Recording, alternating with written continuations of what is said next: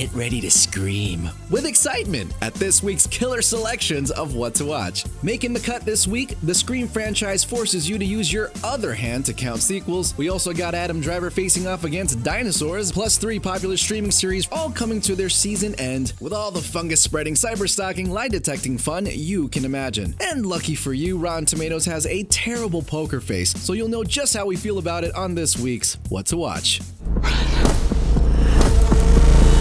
We share a certain history.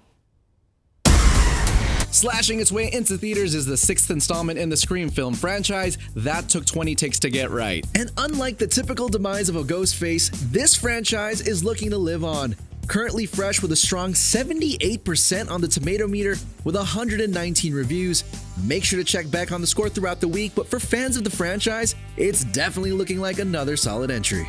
This time around, the setting may be new, as in New York City instead of good old Woodsboro, but many of the faces will be familiar from past Scream movies. Stars like Melissa Barrera, Jenna Ortega, Hayden Panettiere, and Courtney Cox, among others, are returning. And don't forget Roger L. Jackson, the voice of Ghostface. What the? Oh no, that's the wrong one. And if for whatever reason you thought this time the reveal of the killer may be a formula they messed with, just know that Courtney Cox played the game herself and figured out the killer during production. I loved watching the actors going, wait a minute, are you a good actor? Or are you a good actor acting like you're acting? But she plays the game behind the scenes. She's like, I'm gonna figure it out. And guess what? Yeah. And yeah, you figured it out.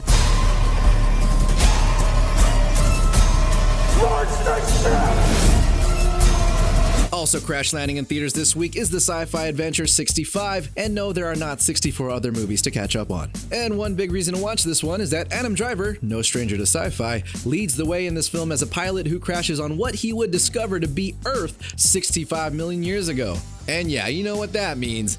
Dinosaurs. He and the only other survivor, played by Ariana Greenblatt, have to deal with all kinds of gnarly prehistoric dangers to survive. Plus, 65 was written and directed by Scott Beck and Brian Woods, who also co-wrote A Quiet Place, so we know they've got the skills for this type of flick. They also served as producers alongside Sam Raimi, whose resume would definitely be a 2-pager if people were still promoting resumes these days. Talk about prehistoric, am I right? There's no halfway with this. We finish what we started.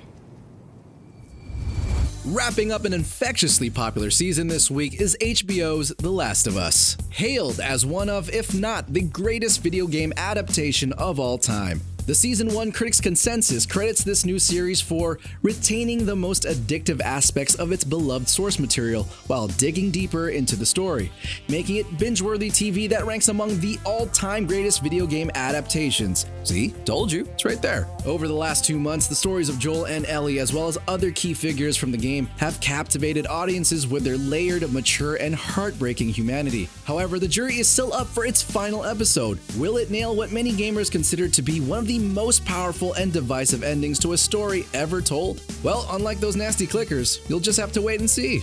The good news is, regardless, it's already being renewed for Season 2. All things considered, we're safe and sound for now. But one last thing, the biggest and greatest. Forget you. No, you don't get to tell me who I am. I am not some cold-blooded psycho. Coming back with part 2 of its 4th season this week is the psychological thriller You. And this is obvious, but if you haven't caught up with part 1, then you're gonna want to, especially after that mid-season twist, where Joe is he and you are he is you are we, and we are not all together after that, sorry. The show explains it better, I promise. And after 3 certified fresh seasons, the first half of the 4th is coming in fresh above 90% on the tomato meter as well. And much of the praise begins and ends with our favorite romantic killer Joe, played by Penn Badgley, who directs the penultimate episode, by the way. Killer talent playing a talented killer. How's that for poetry, you?